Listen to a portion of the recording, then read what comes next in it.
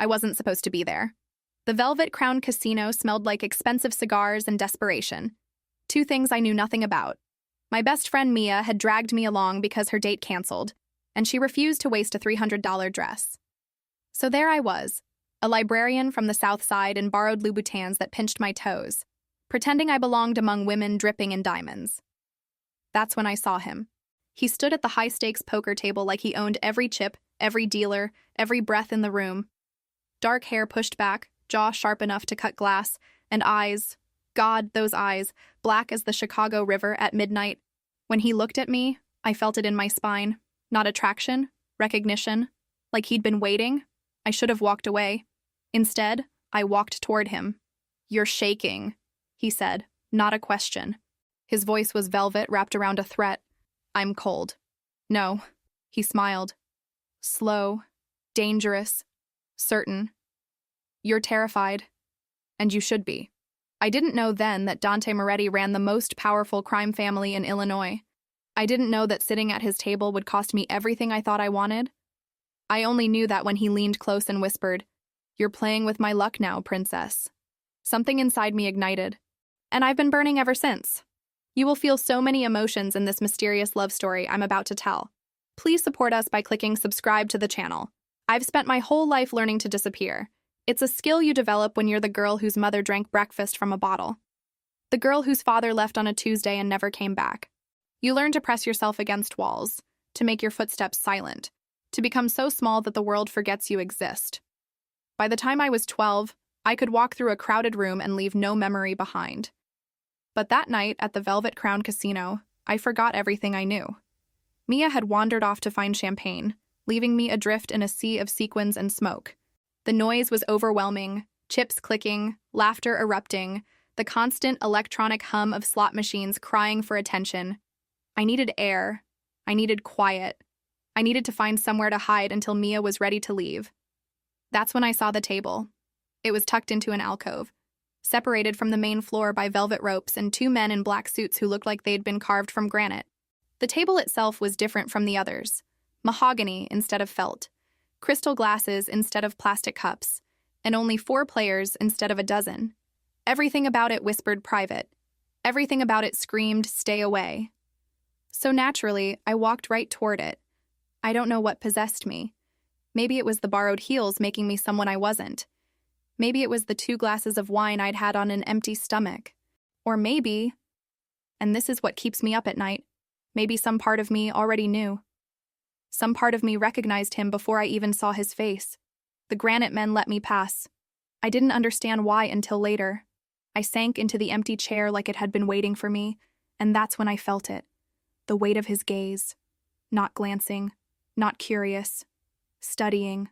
I looked up, and the world tilted sideways. Dante Moretti didn't look like a monster.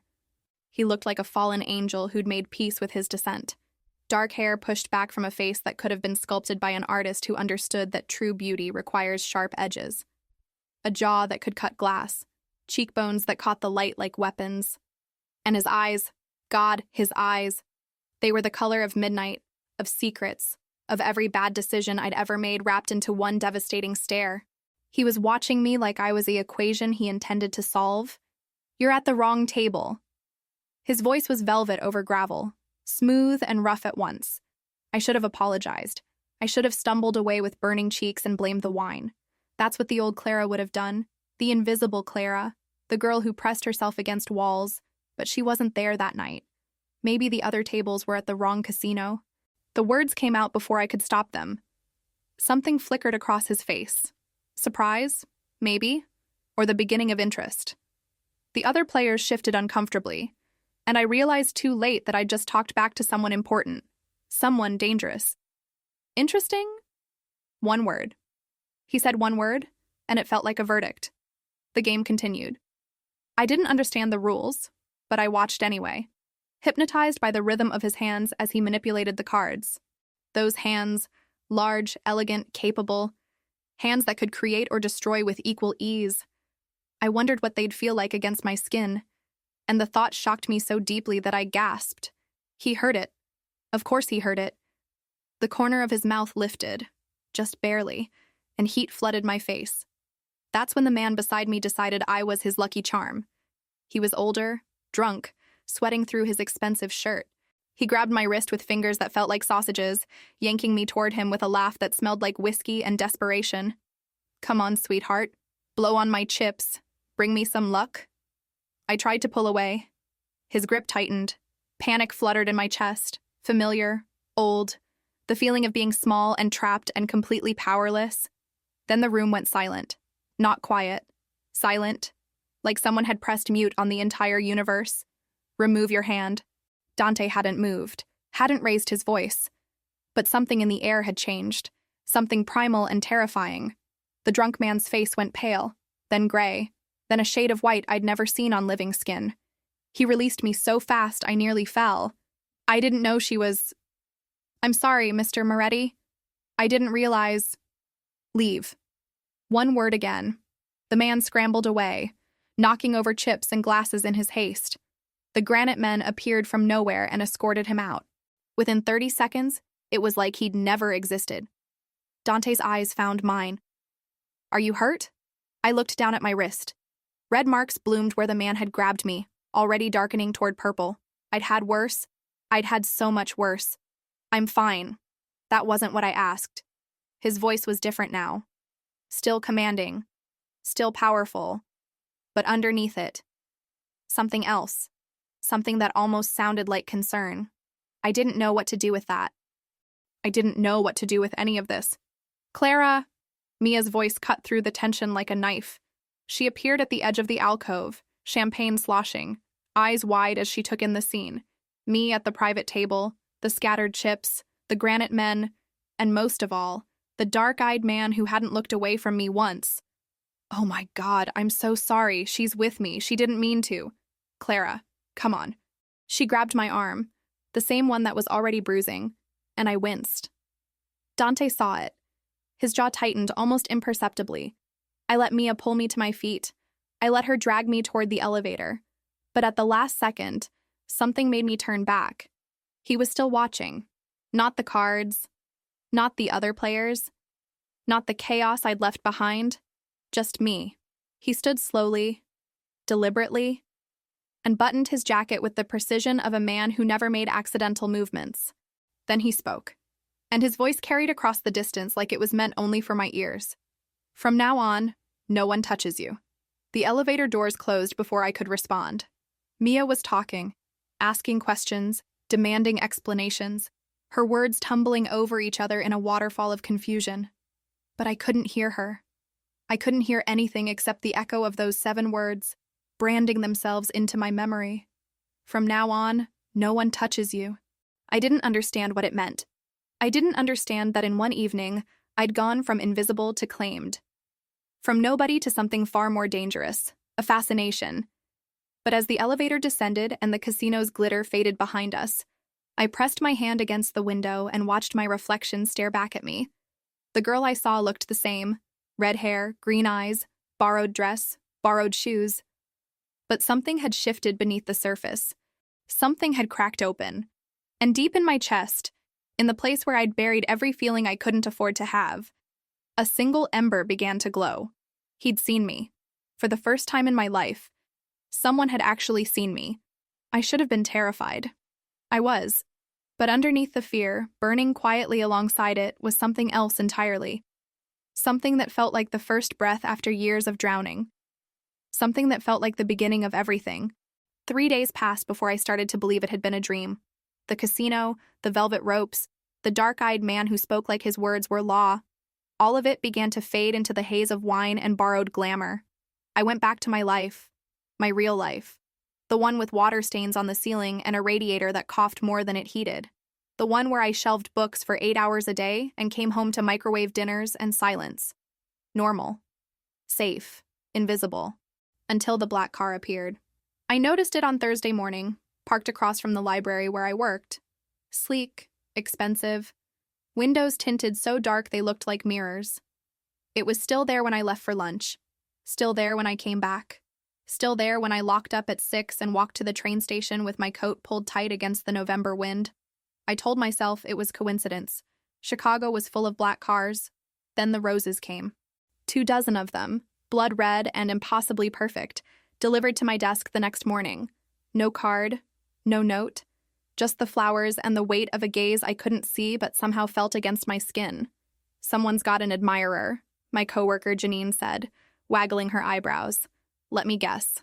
Tall, dark, and handsome." I forced a laugh that tasted like ash. That night, I came home to find an envelope from my landlord. I braced myself for the eviction notice I'd been expecting for months. I was 3 payments behind, living on borrowed time and growing anxiety. But the letter inside wasn't a threat. It was a receipt, paid in full, 12 months in advance.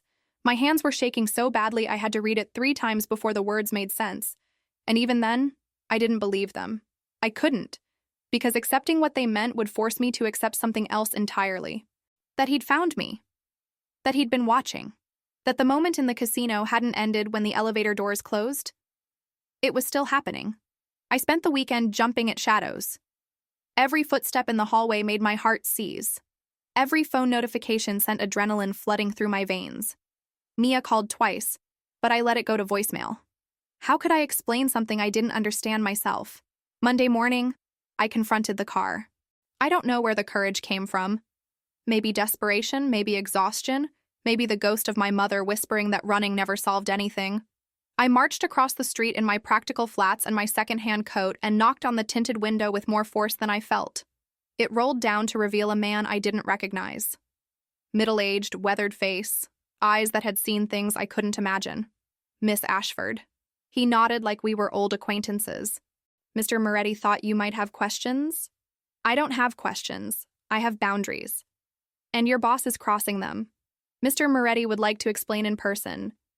Then Mr. Moretti can make an appointment like a normal human being." Something flickered across the driver's face. Surprise, maybe? Or the beginning of respect. He reached into his jacket. I flinched, hating myself for it, and pulled out a business card. Heavy stock? Embossed letters, nothing but a phone number. "When you're ready." The window rolled up, the car pulled away, and I stood on the sidewalk in the cold November air, clutching a dead man's number like it was a lifeline. I didn't call. Of course I didn't call. I threw the card in a drawer and went back to my life, determined to forget that any of this had happened. But forgetting wasn't an option anymore. The photograph arrived Tuesday night. It was slipped under my door sometime between dinner and sleep. I found it when I got up to check the locks for the 3rd time.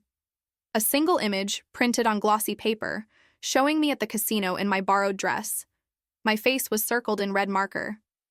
Thick, deliberate strokes that looked like blood. Beneath it, someone had written 3 words. "You were chosen." I stared at the photograph until my vision blurred. Until my hands stopped shaking and went numb instead. Until the fear crystallized into something harder, something colder, something that felt almost like clarity. This wasn't about Dante Moretti. Or maybe it was, but not in the way I'd assumed. Someone else was watching. Someone who saw me as a message, a pawn, a way to hurt the man who'd claimed me without my permission. I was caught between 2 forces I didn't understand, and the only thing I knew for certain was that I couldn't handle this alone. The phone rang at midnight. I shouldn't have answered. Every horror movie, every crime documentary, every cautionary tale I'd ever consumed screamed at me to let it go to voicemail. But something in me was tired of hiding. Tired of being the girl who pressed herself against walls. "Hello? You received a message." His voice was unmistakable, even through the phone. That velvet over gravel tone that made my spine straighten involuntarily. "I need to see the photograph. How do you know about Clara?" Just my name. Just 2 syllables. But the way he said it stopped my breath. "I'm coming to you. Don't open the door for anyone else." He hung up before I could argue. 20 minutes later, a knock echoed through my apartment. I looked through the peephole and felt my heart stutter. Dante Moretti stood in my shabby hallway, looking impossibly out of place in his tailored coat and Italian shoes. Behind him, 2 of the granite men waited like shadows. I opened the door. He stepped inside without asking, his eyes sweeping the apartment in a single glance, taking in the water stains, the second-hand furniture, the life I'd built from scraps and stubbornness. I waited for judgment, for the curl of his lip that would tell me he found my world as small as I'd always feared. Instead, He looked at me. Show me. I handed him the photograph. He studied it for a long moment, his expression betraying nothing, and then carefully folded it and slipped it into his pocket. You need to come with me. I don't need to do anything. Clara. He stepped closer, and I caught his scent. Something dark and expensive that made my head swim. This photograph means someone has marked you. In my world, that's not a threat. It's a declaration of war. Your world, not mine. It became your world the moment you sat at my table. The words hung between us, heavy with implication. I wanted to argue. I wanted to throw him out and barricade the door and pretend that none of this was happening. But I could still feel the phantom grip of the drunk man's fingers on my wrist. I could still see the red circle around my face, thick as blood. If I come with you, I demanded, my voice steadier than I felt. What happens to my life, my job, my freedom? You keep all of it, under my protection. Protection? I laughed, but there was no humor in it. Is that what you call this? Because it feels a lot like control. Something shifted in his expression, a crack in the armor, so brief I almost missed it. I am offering you a choice, Clara. Stay here, alone, and face whoever sent that message, or come with me and let me keep you safe. Why? The question burst out before I could stop it. Why do you care what happens to me? He didn't answer immediately. His eyes searched my face, lingering on the shadows under my eyes, the tension in my shoulders, the way I held myself like I was bracing for impact. Because when you looked at me in that casino, he said finally, you weren't afraid. I was terrified. Yes, but you didn't look away. The silence stretched between us, thick with everything unsaid. Outside, the city hummed its endless song. Inside, two strangers stood on the edge of something neither of them could name. 1 week, I whispered. I'll give you 1 week to figure out who sent that photograph. After that, I go back to my life. 1 week, he agreed. He extended his hand. I stared at it for a long moment. Those elegant fingers, that capable palm, and thought about all the reasons I should say no. Then I thought about the red circle around my face. I took his hand. His grip was warm, firm, oddly gentle for a man who commanded an empire of shadows. And when he pulled me toward the door, toward the waiting car, toward a world I didn't understand, I let him. Because the truth was, I'd been invisible my whole life, and being seen, even by a monster, felt like coming up for air. The penthouse didn't feel real. 62 floors above Lake Michigan, wrapped in floor-to-ceiling windows that made the city look like a scattered jewelry box. I stood in the center of Dante Moretti's world and wondered how I'd ended up here. The apartment was enormous. Sleek marble floors, furniture that probably cost more than my annual salary, art on the walls that belonged in museums. Everything was beautiful. Everything was cold. A gilded cage is still a cage. The first 2 days, I barely saw him. He had meetings, phone calls, business that happened behind closed doors with men who looked at me like I was a puzzle they couldn't solve. I was given a room of my own, larger than my entire apartment, with a bed so soft it felt like sleeping on clouds and a bathroom with heated floors and a shower that had more buttons than my car. I hated how much I loved it. The guards rotated in shifts. Always 2 at the door, another in the hallway, a 4th somewhere I couldn't see. They were polite, professional, and utterly immovable. When I asked to go for a walk, they offered to accompany me. When I asked to go alone, they simply stared until I retreated. By the 3rd day, the walls were closing in. I need to see Mia. Dante looked up from his laptop, his expression unreadable. We were in his study. Him behind a massive desk, me pacing like a trapped animal. That's not advisable. I don't care what's advisable. She's my best friend. She's probably worried sick. She thinks you're visiting family in Michigan. I stopped pacing. Excuse me. It was necessary to provide an explanation for your absence. The cover story is simple and verifiable. You had someone lie to my best friend. I had someone protect your best friend from becoming a target. The words hit me like cold water. I wanted to argue, to rage against the casual way he'd rearranged my life without permission. But underneath the anger, I could feel something else, the terrible logic of his reasoning. If Mia knew where I was, she might come looking. And if she came looking, I thought of the photograph, the red circle, the words scrawled beneath. You were chosen. Fine, I said, the word tasting like surrender. But I can't stay locked up in here forever. I'll go insane. Something flickered across his face. Amusement, maybe. Or understanding. There's a restaurant on the 45th floor. The rooftop garden is private. And if you want to go somewhere specific, we can arrange security. Security, escorts, drivers. I laughed, but there was no joy in it. Do you ever go anywhere alone? Not anymore. The simplicity of his answer stopped me. For a moment, the mask slipped, and I saw something beneath, a weariness that matched my own. He'd been living like this for years. Decades, maybe. Always watched, always guarded, always calculating 3 steps ahead. For the first time, I wondered what it had cost him. That night, I couldn't sleep. The penthouse was too quiet, too perfect, too saturated with the scent of money and power. I wandered through the darkened rooms, my bare feet silent on the marble floors, until I found myself at the window overlooking the lake. The water was black and endless, scattered with the reflected lights of the city. I was still standing there when I heard footsteps behind me. Trouble sleeping? His voice was different in the darkness, softer, stripped of its commanding edge. I turned to find him in the doorway, dressed in a simple black t-shirt and pants, his feet bare like mine. Without the armor of his suits, he looked almost human. I'm not used to the quiet, I admitted. In my apartment, there's always noise. Traffic, neighbors, the radiator complaining. I can have someone install a sound system. Ambient noise, white noise, whatever you prefer. That's not... I shook my head, frustrated by my inability to articulate what I meant. It's not about the sound. It's about feeling like I belong somewhere. Like I'm not just... floating. He moved closer, stopping beside me at the window. Our reflections stared back at us, 2 ghosts suspended above the city. I felt that way once, he said quietly. After my mother died. The house felt wrong, too big, too empty. I kept waiting for her to walk through the door. It was more than he'd shared before, more than I'd expected him to share ever. I held my breath, afraid that any movement would shatter the moment. How old were you? 14. I'm sorry. Don't be.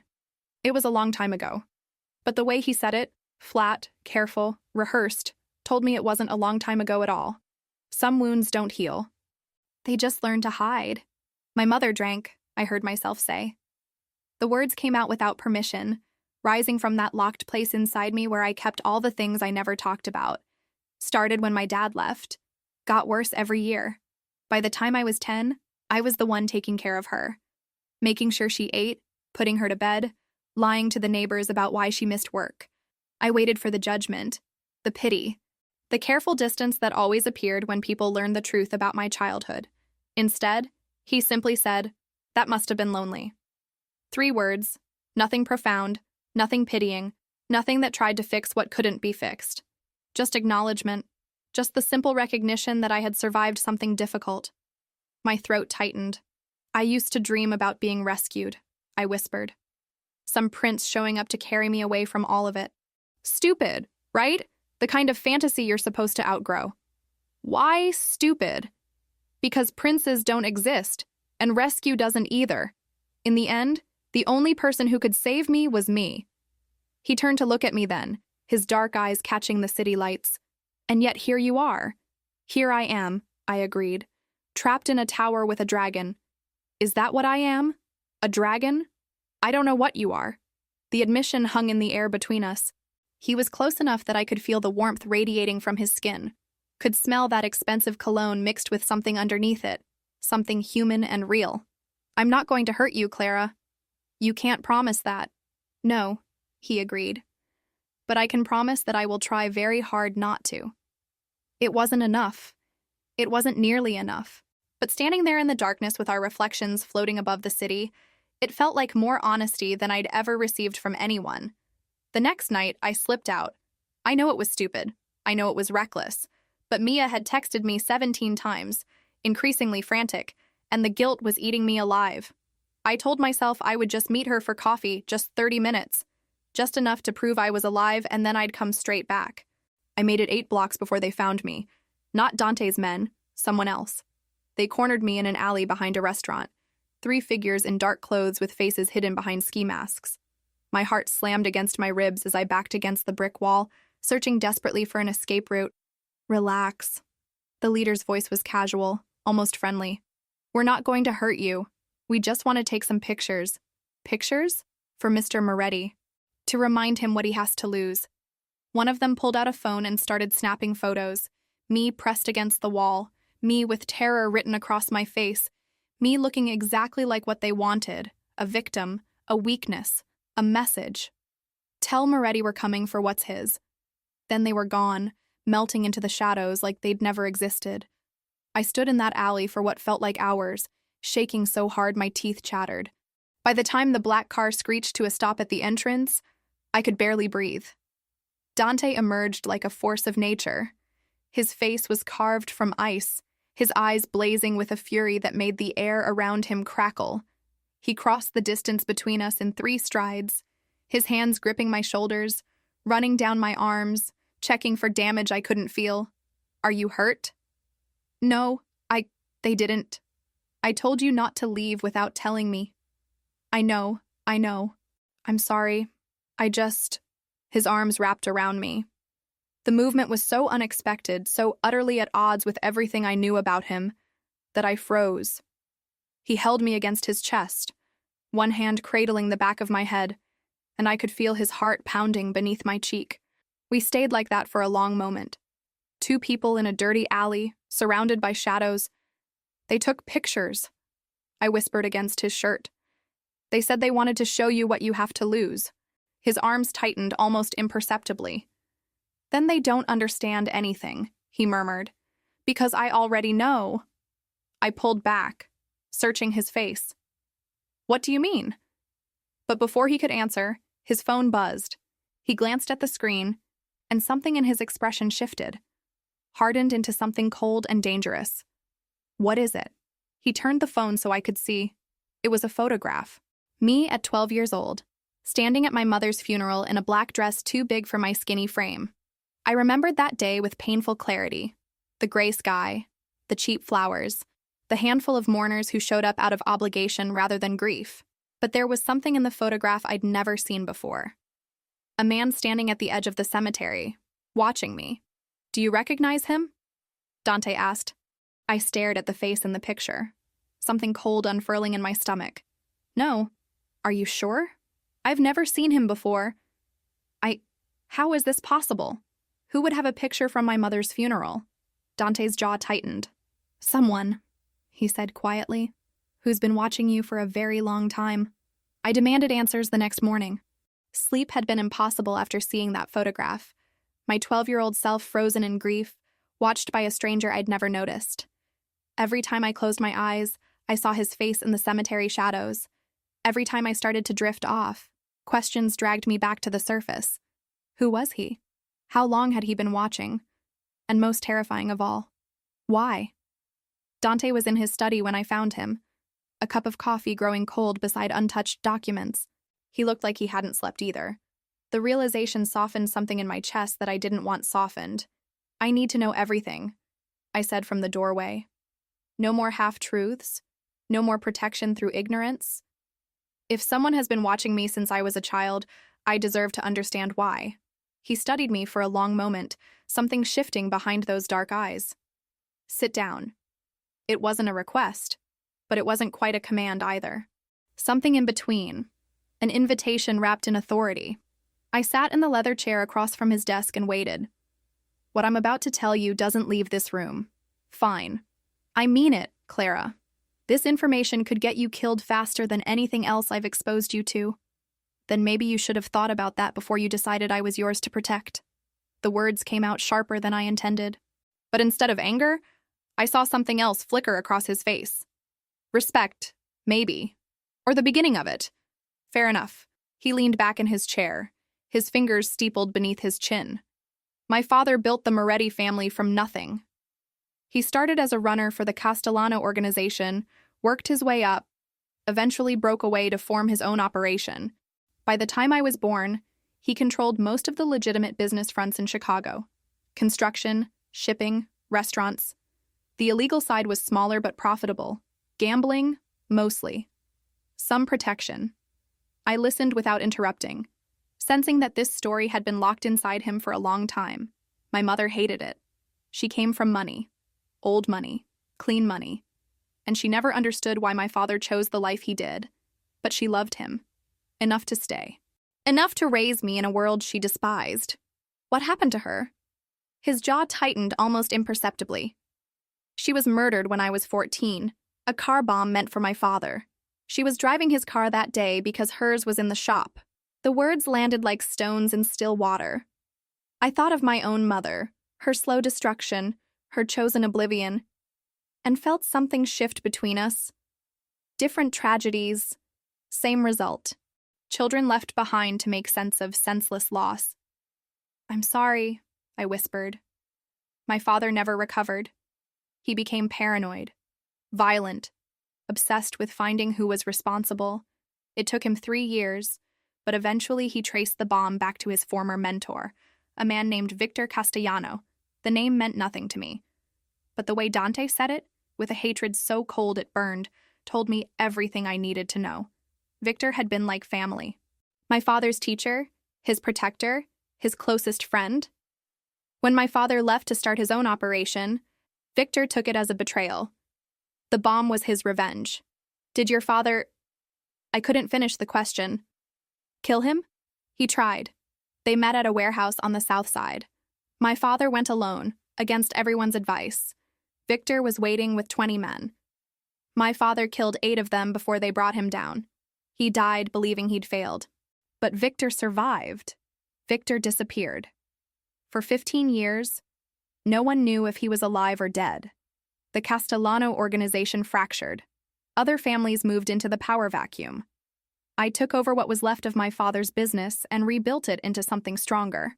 He paused, his eyes finding mine across the desk. 6 months ago, I received confirmation that Victor is alive, and that he's been planning something for a very long time. The photograph, my mother's funeral, the stranger in the shadows. You think Victor sent that picture? I don't think... I know. The surveillance, the threats, the way they targeted you specifically, it all bears his signature. Victor doesn't just destroy his enemies. He studies them first, learns their weaknesses, finds the people they care about. But you didn't even know me 6 months ago. No, but Victor did. The words hung in the air, heavy with implications I couldn't fully grasp. That's impossible. I'm nobody. A librarian from the South Side. Why would a crime boss be watching me before I even met you? That's what I'm trying to figure out. He stood abruptly, moving to the window with the restless energy of a caged predator. The morning light caught the angles of his face, softening them in ways that made my breath catch. There's something else, he said quietly. Something I haven't told you. What? The night we met, at the casino, he turned to face me, his expression unreadable. I was expecting you. The room tilted sideways. What? 3 days before, I received a message. Anonymous. Untraceable. It said, "The woman with the green eyes will change everything. Don't let her leave." That's insane. How could anyone know I would be there? I didn't even know until Mia's date canceled. I don't have answers. Only the message, and the certainty that Victor sent it. He wanted us to meet Clara. Whatever game he's playing, you're at the center of it. I should have felt afraid, manipulated, violated by forces I couldn't see or understand. And part of me did feel all of those things, but underneath the fear, something else was rising. A strange, fierce determination that surprised me. Then we changed the game. Dante's eyebrows lifted slightly. You said Victor studies his enemies, finds their weaknesses, uses people against them. I stood, my hands trembling but my voice steady. What if I'm not a weakness? What if I'm something else entirely? You don't know what you're suggesting. I know exactly what I'm suggesting. You need information. You need to understand what Victor wants and why he's been watching me. And I'm the only one who can get close enough to find out. Absolutely not. It's not your decision. The hell it isn't. He crossed the room in 3 strides, stopping inches from me. This close, I could see the tension in his jaw, the storm brewing behind his eyes. Do you have any idea what Victor Castellano is capable of? The things he's done? The people he's destroyed? No, but I know what it feels like to be powerless, to have your life controlled by forces you can't fight. I lived that way for 18 years, watching my mother disappear into a bottle while I pretended everything was fine. I stepped closer, refusing to back down. I'm done being invisible. I'm done being a pawn. If Victor has been watching me my whole life, then I deserve to know why, and I'm going to find out with or without your help. The silence stretched between us, electric and dangerous. His eyes searched my face, looking for cracks, for weakness, for the fear I refused to show. You're infuriating, he said finally. So I've been told. And reckless, also accurate. And if I say no, then I walk out that door and handle this myself. Something shifted in his expression. The anger melted into something else, something that looked almost like admiration. 3 rules, he said quietly. If we do this together, you follow 3 rules. I'm listening. First, you don't leave without telling me. Not like last night. Not ever again. Fine. Second, you don't lie to me, even if the truth is ugly. Even if you think it will hurt me. I can't protect you from what I don't know. Agreed. Third, he hesitated, something vulnerable flickering across his face before he locked it away. Don't fall in love with me.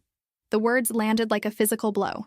I stared at him, suddenly aware of how close we were standing, how I could feel the heat radiating from his body, how my heart was pounding against my ribs. That's presumptuous. It's practical. Feelings complicate things. They make people do stupid, dangerous things. And in my world, stupid and dangerous gets people killed. I should have agreed immediately. Should have laughed it off. Made a joke about his ego. Put distance between us before things got even more complicated. Instead, I heard myself say, I have a rule too, which is, don't treat me like property. His eyes widened slightly. I don't. You do. You bought my rent, you lied to my friend. You've had me followed, watched, protected, all without asking what I wanted. I understand that you're trying to keep me safe, but I'm not a possession, Dante. I'm not something to be acquired and controlled. The silence stretched between us. You're right, he said finally. I apologize. I blinked.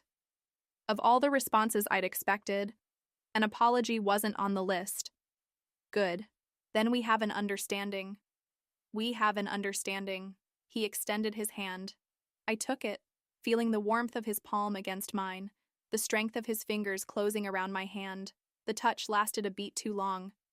When I pulled away, my skin was tingling. That night, a storm rolled in from the lake. I'd always hated storms. Ever since I was little, the thunder and lightning sent me into a spiral of panic, heart racing, palms sweating, the desperate need to hide somewhere small and dark. My mother used to laugh at me for it.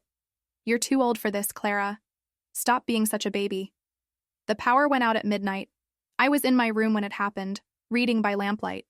One moment the soft glow surrounded me, the next, absolute darkness. The thunder cracked like the sky was splitting open, and before I could stop myself, I was in the hallway, hyperventilating, my back pressed against the wall. Clara?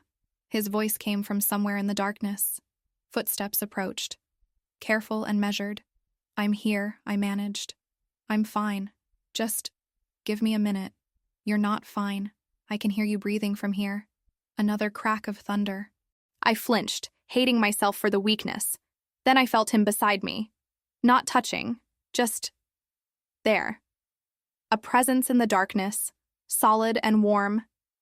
When I was young, he said quietly, my mother used to tell me stories during storms. She said the thunder was just the clouds arguing, and the lightning was them making up. That's strangely poetic. She was a strangely poetic woman. He slid down the wall until he was sitting beside me, our shoulders almost touching. She taught me the constellations, too. Said that as long as I could find the North Star, I'd never be truly lost. Can you still find it? Every time. We sat in the darkness while the storm raged outside. He didn't try to fix my fear or tell me I was being irrational. He just stayed. And slowly, Impossibly, my breathing steadied. My heart stopped racing. The panic receded like a tide going out. "Why are you being nice to me?" I asked. "Is that so unusual? For you?" "Yes." He was quiet for a long moment. "Because you didn't look away?" he said finally. "That first night, when you saw what I was. Most people run. Most people can't handle the truth of this world. But you just kept looking. Maybe I'm too stubborn to run. Maybe. Or maybe you see something others miss." I turned my head, trying to make out his features in the darkness. What would I see? I don't know. No one's ever looked long enough to find out. The storm was fading now, the thunder growing distant, but neither of us moved. We stayed there in the hallway, suspended in the darkness, two people who had no business trusting each other. By the time the lights flickered back on, I had fallen asleep. When I woke, there was a blanket draped over my shoulders, and on my phone, a message from an unknown number. "He's coming home." Attached was an image. A man's face, familiar from the photograph at my mother's funeral. Victor Castellano, and beneath it, 3 words that turned my blood to ice. "Hello again, Clara." I stared at the message until the words blurred, until my eyes burned, until the phone slipped from my trembling fingers and clattered against the marble floor. The sound echoed through the penthouse like a gunshot. "Again," he said again. Which meant we'd met before. Which meant the stranger at my mother's funeral wasn't a stranger at all. Which meant everything I thought I knew about my life, my ordinary, invisible, unremarkable life, was a lie. The memories came flooding back before I could stop them. I was 12 years old, standing at the edge of my mother's grave in a dress borrowed from a neighbor. The funeral had been small, a handful of people who showed up out of obligation, a minister who mispronounced her name, a casket so cheap I could see the seams. I remember thinking that she deserved better. I remember hating myself for thinking it, because hadn't I spent years wishing she would just disappear? And then there was the man. He'd approached me after the service, while the other mourners dispersed like smoke. I'd assumed he was a distant relative, one of those strangers who materialize at funerals with vague condolences and vaguer connections. He was older, distinguished, with silver at his temples and eyes that seemed to see straight through me. "You're going to be extraordinary," he'd said. I'd forgotten those words, buried them along with everything else from that terrible day. But now they surfaced with violent clarity, dragging other memories with them. The anonymous scholarship that paid for my college textbooks. The apartment I'd found when every other landlord turned me away. The one with the suspiciously low rent and the landlord who never asked questions. The job at the library that had fallen into my lap after a single interview, despite my complete lack of experience. Breadcrumbs. A trail I'd never noticed because I'd been too busy surviving to look up. "Clara." Dante's voice cut through the spiral. I looked up to find him standing in the doorway, already dressed, his expression sharp with concern. "I need to show you something," I said. The words came out hollow. "On my phone." He crossed the room and retrieved it from the floor. I watched his face as he read the message. Watched the muscles in his jaw tighten. Watched the storm gather behind his eyes. When did this come? Last night. During the storm? I didn't see it until this morning. Victor. He knows me, Dante. He's known me for years, maybe my whole life. I told him about the funeral, about the man with the silver temples and the strange prophecy, about all the little coincidences that suddenly looked like something else entirely. "Someone's been clearing my path," I said, "removing obstacles, making sure I survived, that I got educated, that I ended up exactly where I am right now, and I never saw it. I never questioned any of it. You couldn't have known. But I should have. I should have wondered why things kept falling into place for a girl with nothing. Orphans don't get lucky, Dante. Not like that. Not unless someone's pulling strings." He was quiet for a long moment, processing. "There's more," he said finally. "I received intelligence this morning about Victor's movements. And he's been back in the country for 6 months, operating out of Miami, rebuilding what's left of the Castellano network. But his focus hasn't been on territory or business. It's been on something else." "On what?" "On you." The word landed like a blade between my ribs. "My people found records. Dante continued. Financial transfers, surveillance reports, correspondence going back almost 2 decades. Victor has been watching you since you were a child, funding your education, arranging your employment, keeping you safe from threats you never knew existed. Why? My voice cracked. Why would a crime boss care about some random girl from the South Side? That's what I'm trying to understand. He moved closer, his eyes searching my face. Clara, I need you to think carefully. Did your mother ever mention a man named Victor? Or Castellano? Any connection to that world at all? I shook my head, but even as I did, something was surfacing. A memory, fragmented and faded, from the year before my mother died. She'd been sober that day, one of her rare clear moments. We were cleaning out the attic, sorting through boxes of junk she'd accumulated over the years. I found a photograph tucked inside a book, and when I showed it to her, she went pale. Where did you find that? It was in this book. Who is he? She'd snatched it from my hands, her eyes wild with something I didn't recognize. No one. He's no one. Don't ever ask about him again. I'd forgotten that moment, buried it like everything else. But now it returned with sickening clarity. There was a photograph, I told Dante. When I was 11. A picture of a man I didn't recognize. My mother. She was terrified when she saw it. She made me promise never to ask about him again. Do you remember what he looked like? I closed my eyes, reaching back through the years. Dark hair, handsome in a cold kind of way, and his eyes. They were strange. Light, almost gray, like winter. Dante's expression hardened. That's Victor. The room tilted. I grabbed the edge of the desk to steady myself. My mother knew him. It appears so. But how? She was a waitress. She never left Chicago. She didn't have connections to anyone powerful. She was nobody. Clara. His voice was gentle but firm. Your mother kept secrets. Whatever her connection to Victor was, she took it to her grave. I thought of her then. Not the drunk, not the failure, not the woman who chose oblivion over her own daughter. I thought of the woman she'd been before, the one in the photographs from my childhood, smiling and bright and full of hope, the one who used to sing me to sleep, who taught me to read, who promised me that someday everything would be better. What had happened to her? What had broken her so completely? I need to find out, I said. I need to know the truth about my mother. It might be dangerous. Everything about this is dangerous. But I can't keep running from shadows. If Victor has been orchestrating my life for 20 years, I deserve to understand why. Dante studied me for a long moment. Then he nodded. There's someone who might have answers. A woman named Rose DeMarco. She was Victor's mistress for almost a decade before she disappeared. My sources say she's living in Detroit now, under a different name. You think she knows about my mother? I think she knows about everyone Victor ever cared about. And from what we've uncovered, your mother might have been one of them. The implication hung in the air, too heavy to touch. You think they were involved? I think it's possible. Victor was married young, but he was known for his affairs. If your mother was one of them, it would explain his interest in you. His interest in me. I laughed, but there was no humor in it. You make it sound so clinical, like I'm a project, an investment. That's exactly what I'm afraid of. His eyes met mine, dark and serious. Victor doesn't do anything without reason, Clara.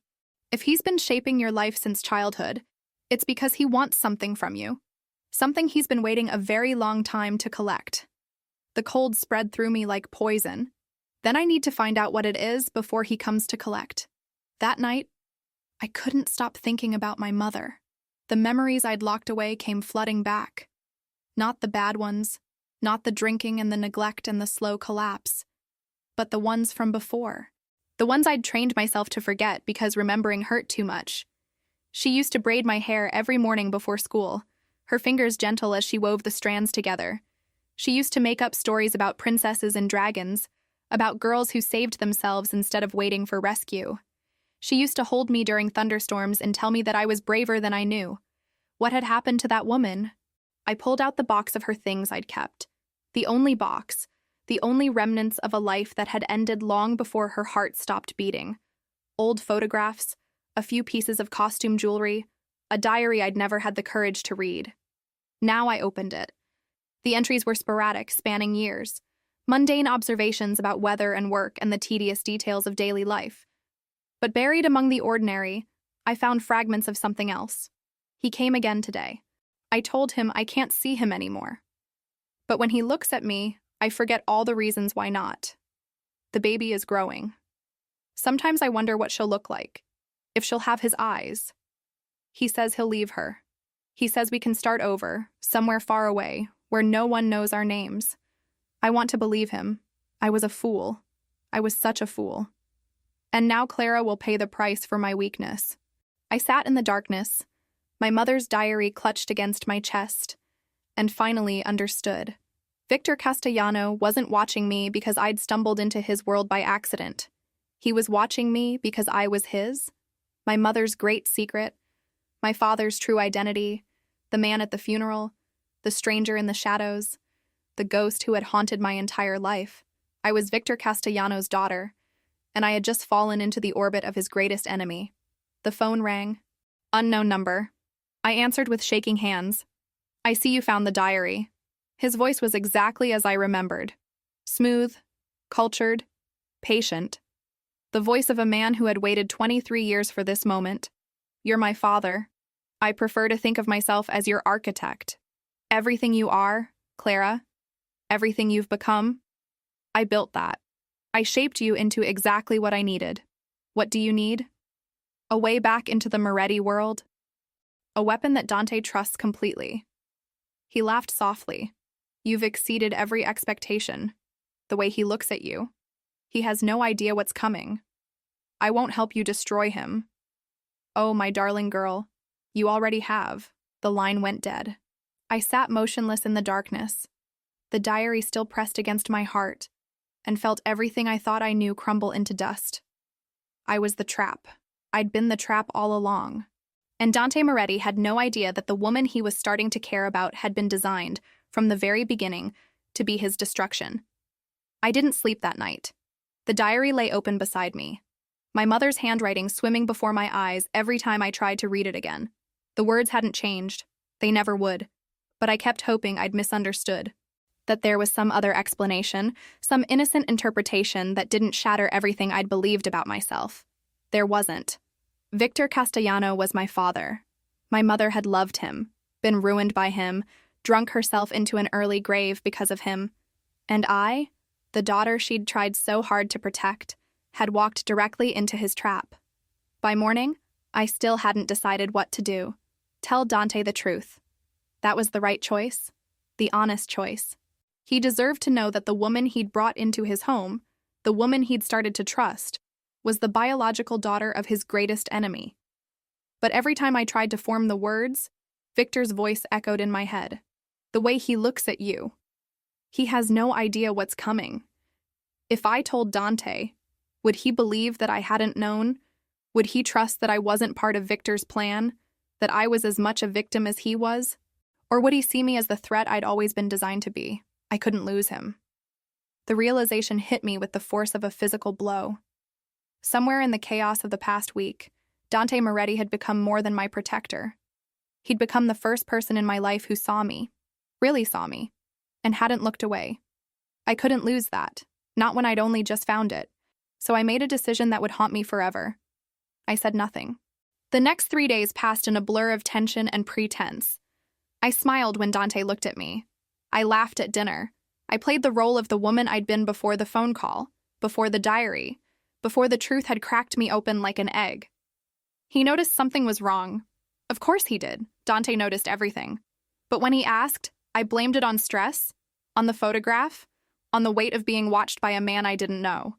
Half-truths wrapped in deflection. It was the first time I'd lied to him.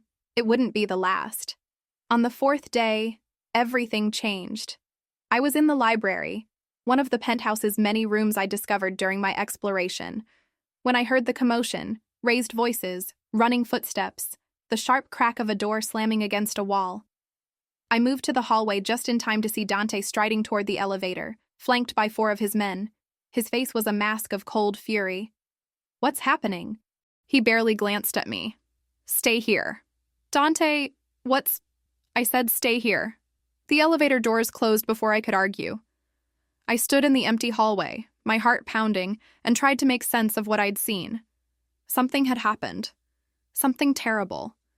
It was 3 hours before he returned. When he did, there was blood on his hands. Not a lot, just a smear across his knuckles, a splash on the cuff of his white shirt, but enough to tell me that wherever he'd been, violence had followed. He moved past me without speaking, heading straight for the bathroom. I heard water running, then silence. I found him standing at the sink, his hands braced against the marble, his head bowed. What happened? He didn't answer immediately. When he finally spoke, his voice was hollow. Victor made a move. What kind of move? He killed 3 of my men, ambushed them at a warehouse on the south side, left their bodies arranged like a message. I felt the blood drain from my face. A message. For me. To show me he can reach anyone, anywhere, anytime. That nowhere is safe. He turned to face me then, and I saw something in his eyes I'd never seen before. Not fear. Dante Moretti didn't fear anything, but something close. Something that looked like grief. One of them was Marco's son, 22 years old. He'd been with us for 6 months. Dante, I recruited him myself, promised his father I'd keep him safe. And now I have to tell a man who served my family for 30 years that his only son is dead because of me. The weight of his words pressed down on both of us.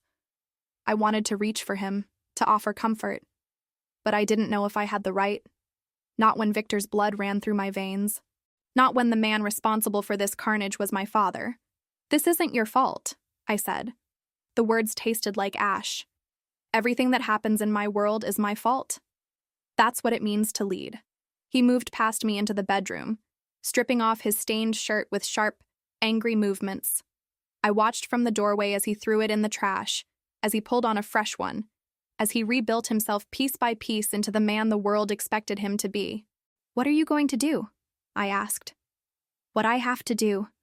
Victor wants a war. He'll get one.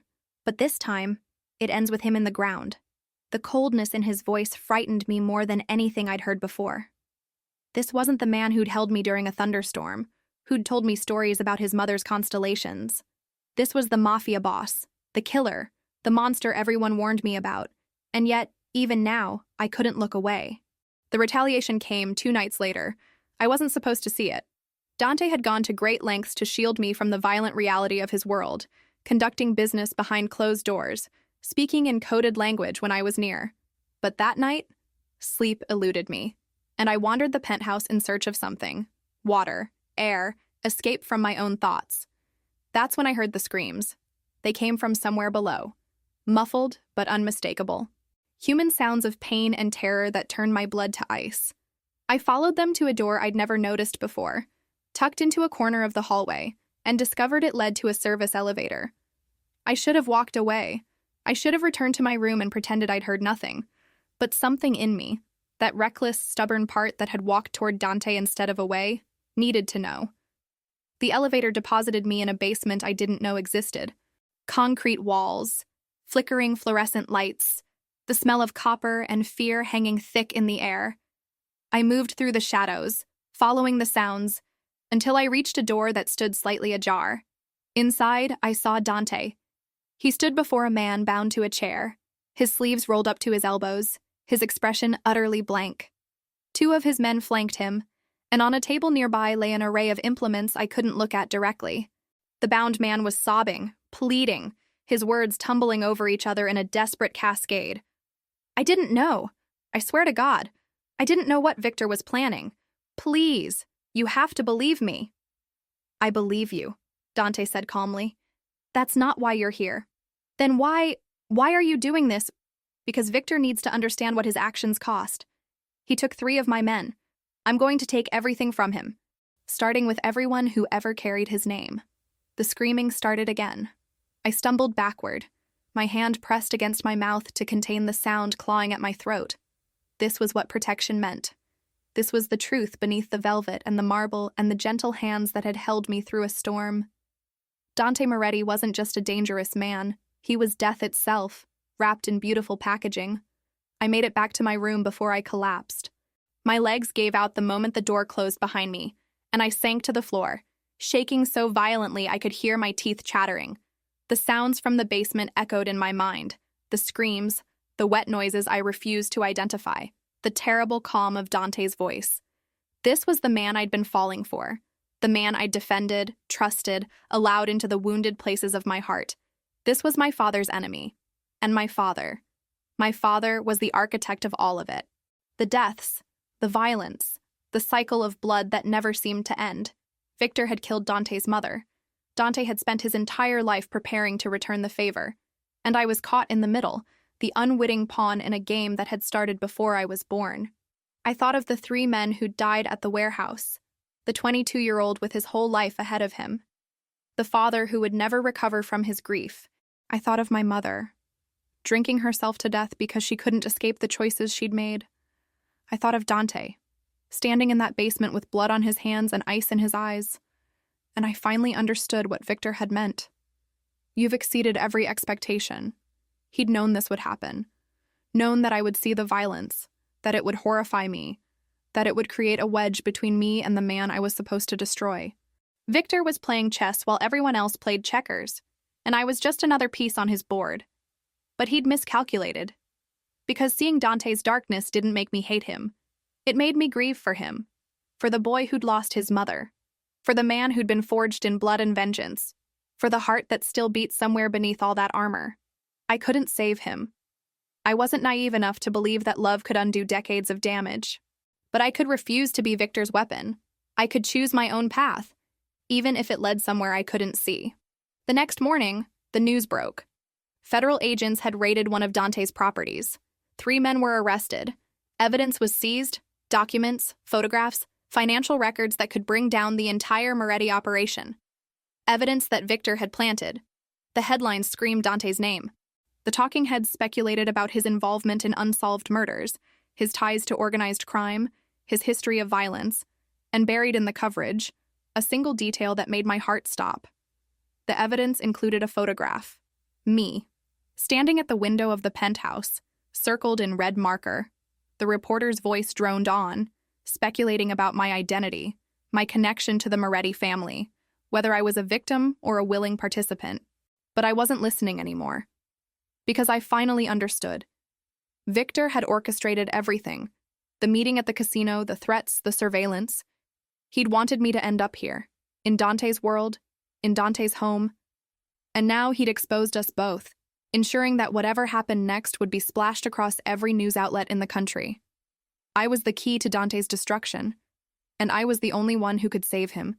You're the only one who can clear his name, the television seemed to whisper, or bury him forever. I picked up my phone and stared at the unknown number still saved in my contacts. Victor answered on the first ring. I knew you'd call.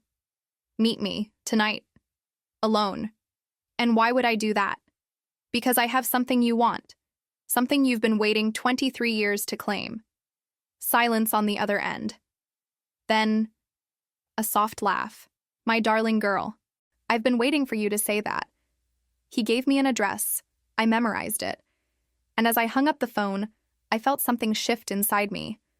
The fear was still there. It would always be there. But beneath it, something stronger was emerging. I was done being a pawn. It was time to become a player. I left at midnight. The penthouse was quiet. The guards stationed at their usual posts, their eyes trained on the elevator and the main entrance. They weren't watching the service corridor. They weren't expecting the woman they'd been assigned to protect to slip through the shadows like a ghost. I'd learned a few things in my week as Dante Moretti's prisoner, where the cameras had blind spots, which guards changed shifts at which hours, how to move through a building designed for security without triggering a single alarm. Dante had underestimated me. They all had. I left a note on his pillow, 3 sentences that took me an hour to write. Some doors I have to open alone. Don't come after me. Trust me one more time. It wasn't enough. It would never be enough to explain what I was about to do, or why. But I couldn't tell him the truth. Not yet. If he knew I was meeting Victor, he'd tear the city apart to stop me. And if he knew Victor was my father, I couldn't think about that. Not now. Not when I needed every ounce of focus to survive what came next. The address Victor had given me led to an abandoned church on the outskirts of the city. St. Margaret's, according to the faded sign hanging crooked above the door.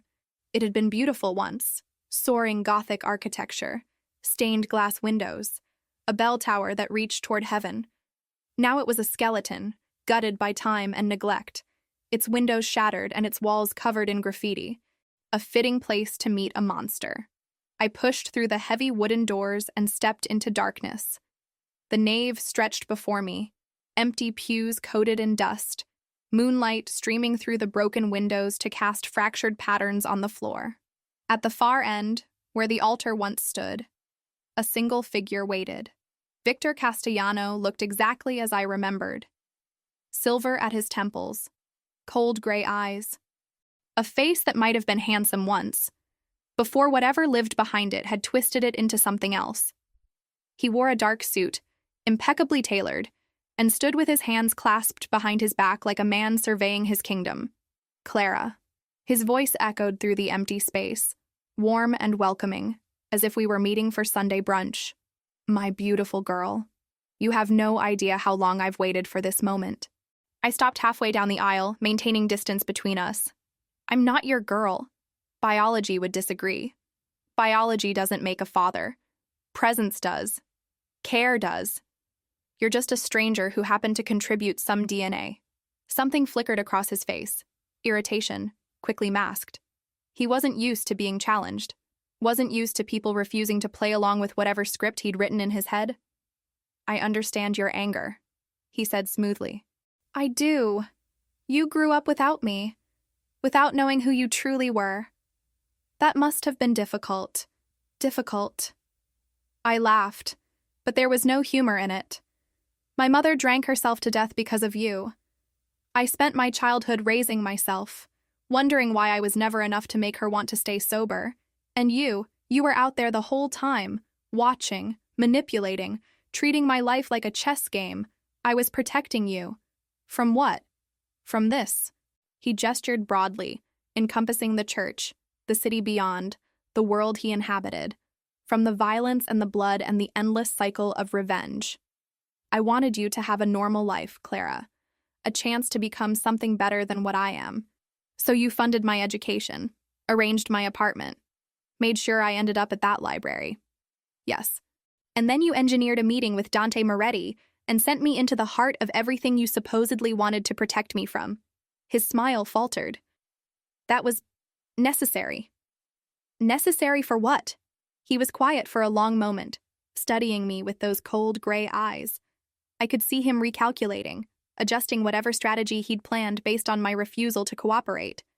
Dante Moretti destroyed my life, he said finally. Took everything from me. My organization, my reputation, my future.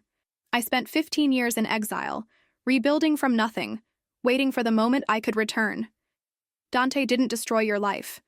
You destroyed his... You killed his mother. His mother was an accident. Collateral damage in a war his father started. An accident. I stared at him, disgust rising in my throat. You planted a car bomb. You just didn't care who was driving. I cared. He stepped closer, his voice dropping to something almost intimate. I cared more than you can possibly understand. But this world, this life, it demands sacrifices. It demands that we become things we never wanted to be. And what did you want to be? A father, he said simply. A real one, to you. The words hit me like a physical blow. I searched his face for deception, for manipulation, for the calculated cruelty I knew lived inside him. But all I saw was something that looked terrifyingly like sincerity. Then why now? I asked. Why wait 23 years and then throw me into the middle of your war? Because I needed you to understand him first, to see who he really is. The violence, the control, the way he treats people like possessions. I needed you to see the monster before I asked you to help me destroy him. You think I'll help you? I think you're smarter than you let anyone see. I think you've spent your whole life surviving, adapting, finding ways to thrive in impossible situations. And I think... He stepped closer again, close enough that I could smell his cologne, something expensive and old-fashioned. I think you know that Dante Moretti will never let you go. As long as he lives, you'll be his prisoner. His property, a bird in a gilded cage. And if I help you, what then? Freedom, a new identity, enough money to go anywhere, be anyone. I'll disappear from your life forever if that's what you want. You'll never have to see me again. It was everything I should have wanted. An escape from the violence, from the danger, from the impossible situation I'd found myself in.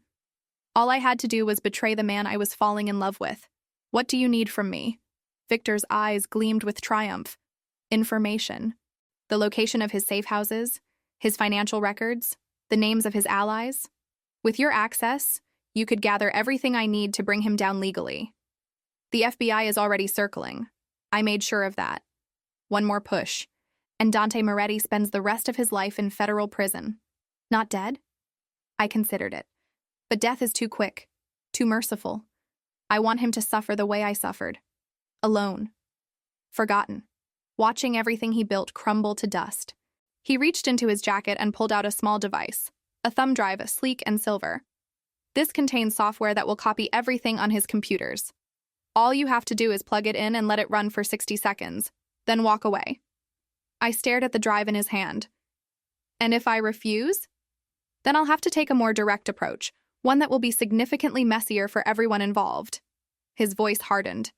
Including your friend Mia. My blood turned to ice. You wouldn't. I would do anything to achieve my goals, Clara. Surely you understand that by now. He pressed the drive into my palm, his fingers cold against my skin. You have 48 hours. After that, I'll assume you've made your choice.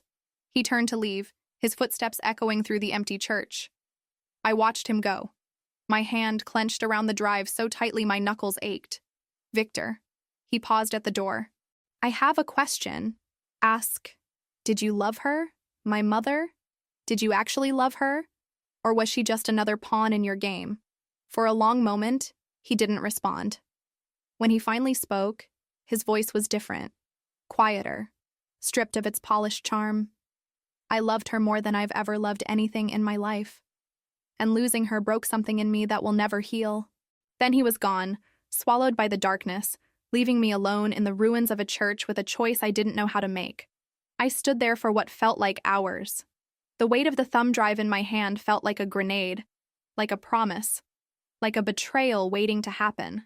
Victor's words echoed in my mind, mixing with memories of Dante, his gentleness during the storm, his rage in the basement, the way he looked at me like I was something precious.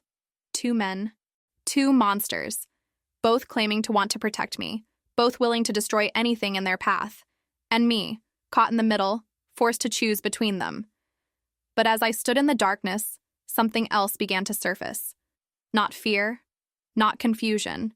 Something stronger, fiercer, something that had been building inside me since the moment I'd walked toward Dante Moretti's table instead of away. I was done being pulled between forces I couldn't control.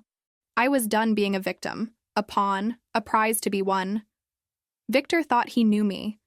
He'd watched me for 23 years, studied my patterns, predicted my responses. He was counting on the scared little girl who'd learned to survive by staying invisible, by going along with whatever powerful people demanded. But that girl was gone. In her place was someone new, someone who'd stared into the abyss and refused to blink. Someone who'd fallen in love with a monster and discovered that monsters could be tender, that darkness could shelter as well as threaten, that the world was far more complicated than the simple stories she'd been told. I pulled out my phone and hit record. My name is Clara Ashford. The time is 2:47 a.m., and I'm standing in St. Margaret's Church on the outskirts of Chicago. I've just had a conversation with Victor Castellano, who has confessed to multiple crimes including the murder of Elena Moretti and the orchestration of attacks against the Moretti organization. He has also attempted to coerce me into committing espionage against Dante Moretti by threatening harm to my friend Mia Chen.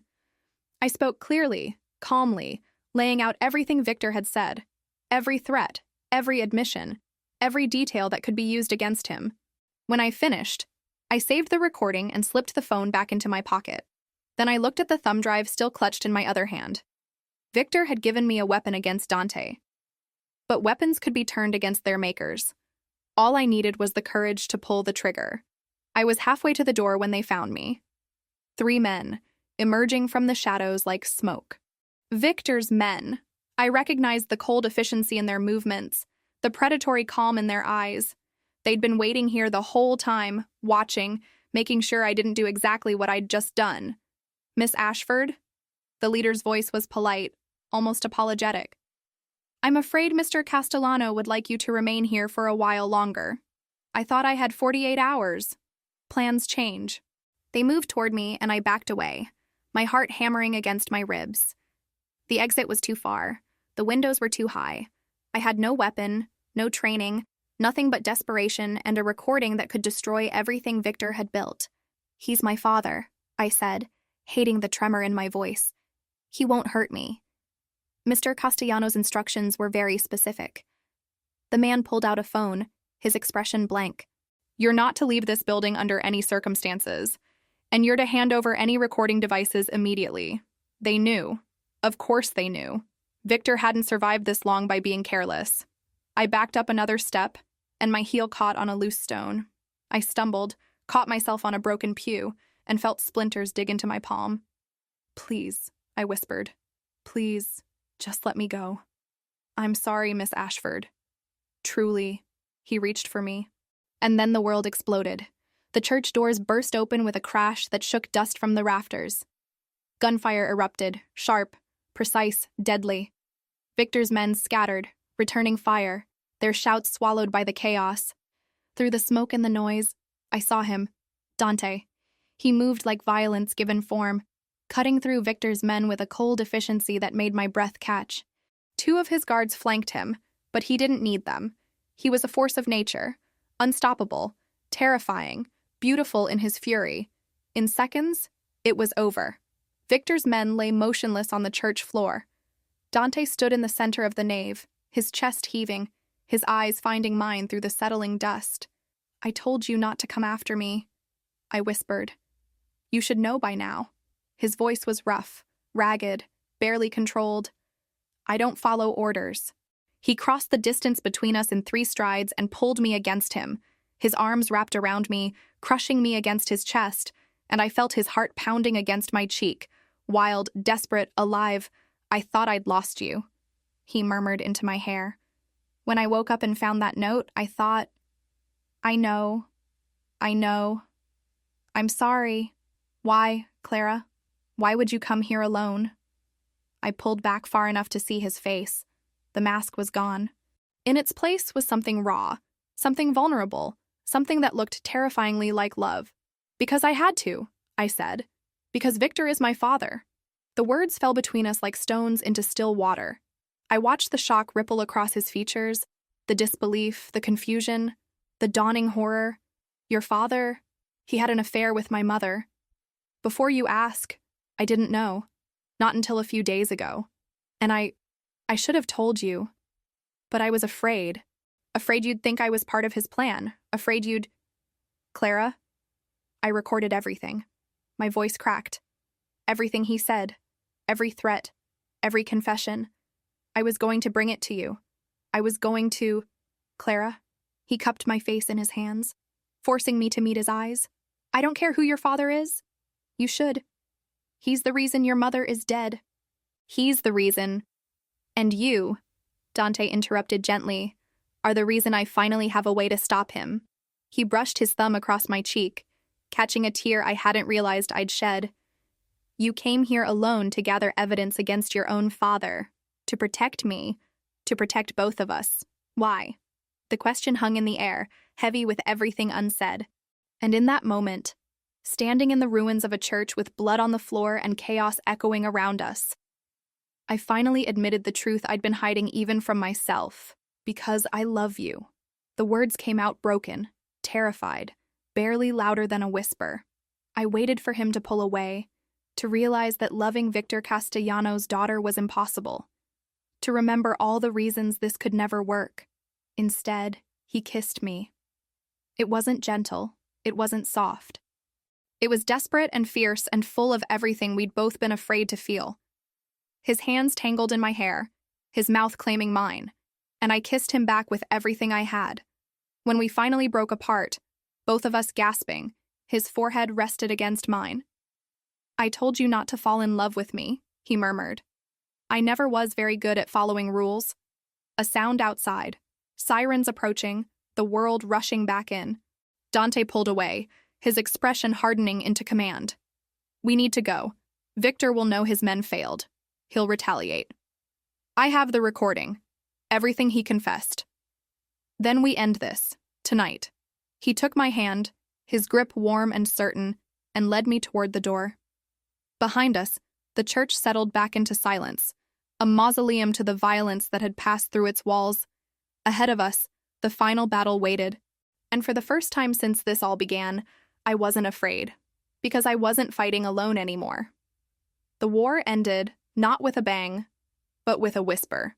Victor Castellano had built his empire on patience, on careful planning, on the assumption that he was always 3 steps ahead. But he'd made one fatal miscalculation. He'd underestimated the daughter he'd spent 23 years shaping. He thought he'd created a weapon. Instead, he'd forged something far more dangerous, a woman who refused to be used. The recording I'd made in St. Margaret's Church went to the FBI within hours of our escape. Dante's lawyers, a small army of them, apparently, ensured that every word was authenticated, every confession verified, every threat documented.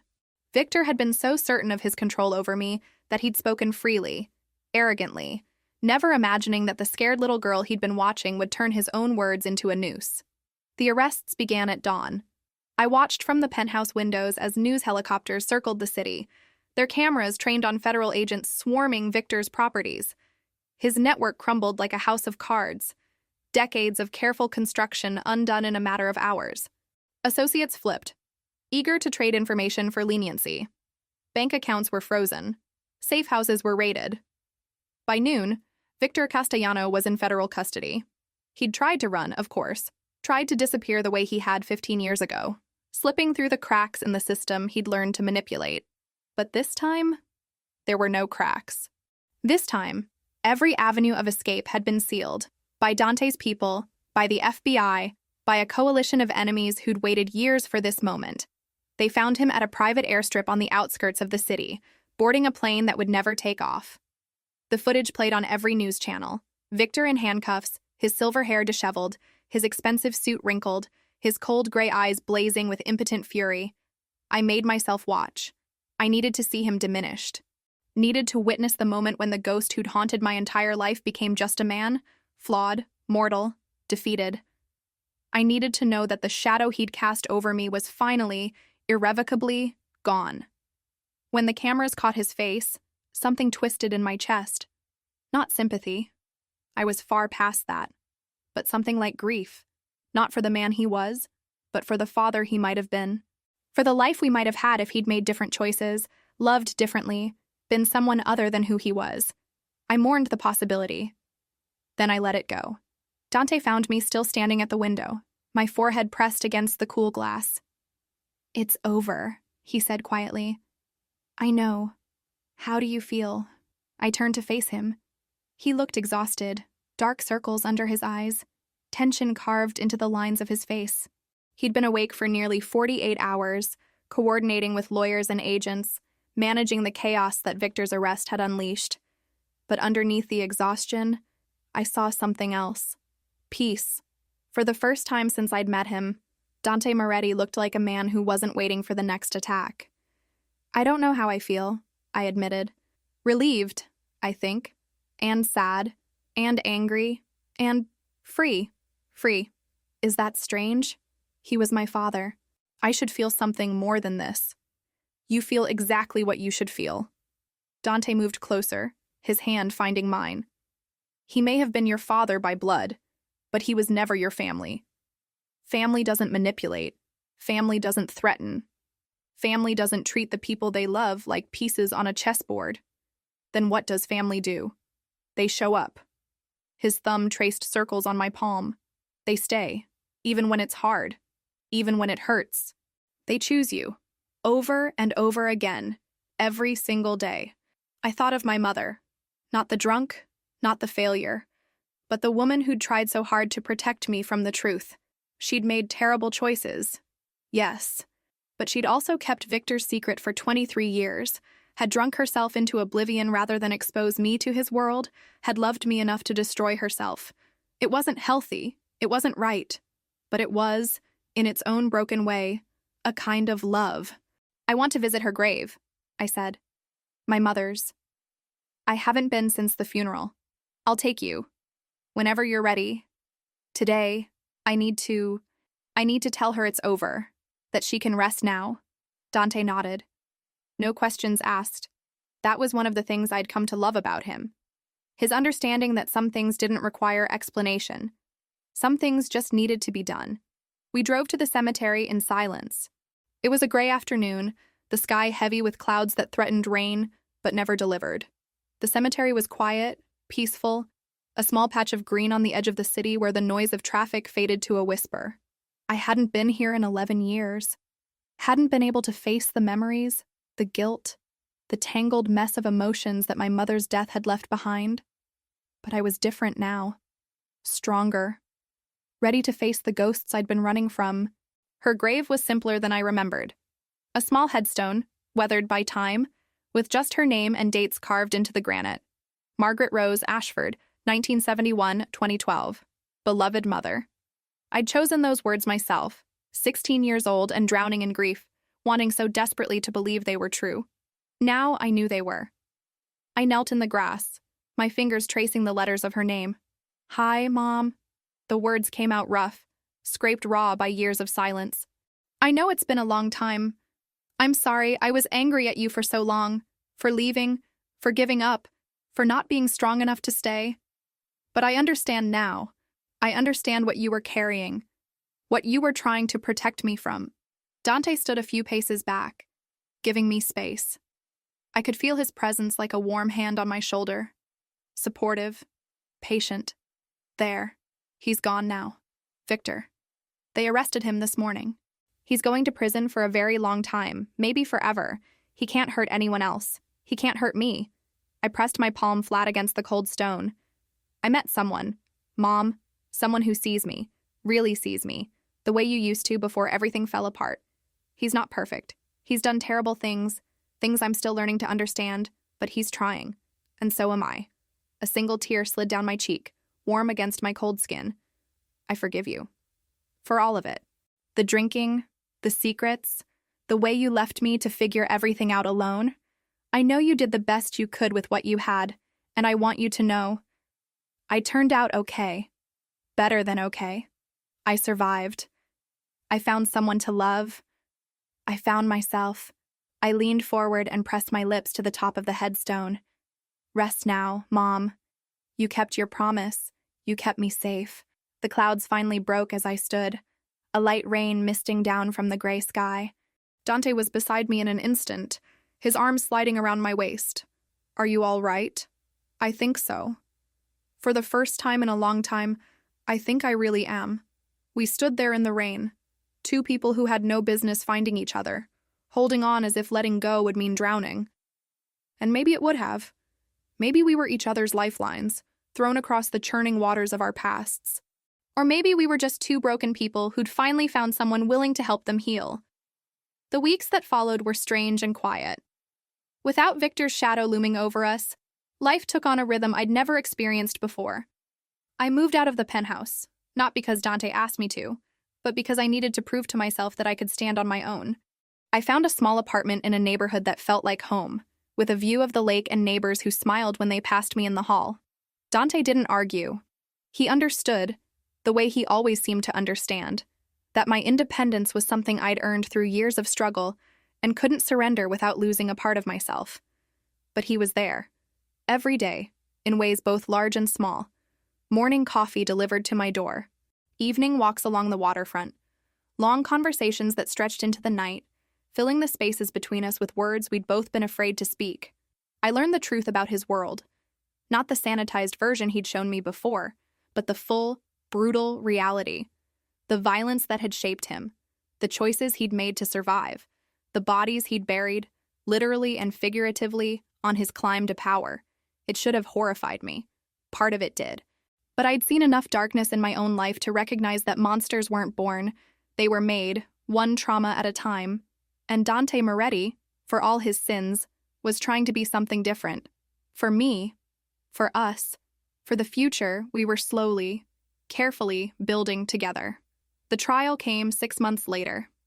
I testified against Victor in a federal courtroom, my voice steady as I recounted everything he'd told me in St. Margaret's Church, the threats, the confessions, the cold calculation with which he'd orchestrated decades of violence. He watched me from the defendant's table, his gray eyes burning with a rage I refused to let touch me. Once, that look would have frozen me solid. Now, I met it without flinching. You made me, his gaze seemed to say. Everything you are is because of me. No, I thought back. Everything I am is in spite of you. The jury deliberated for 3 days.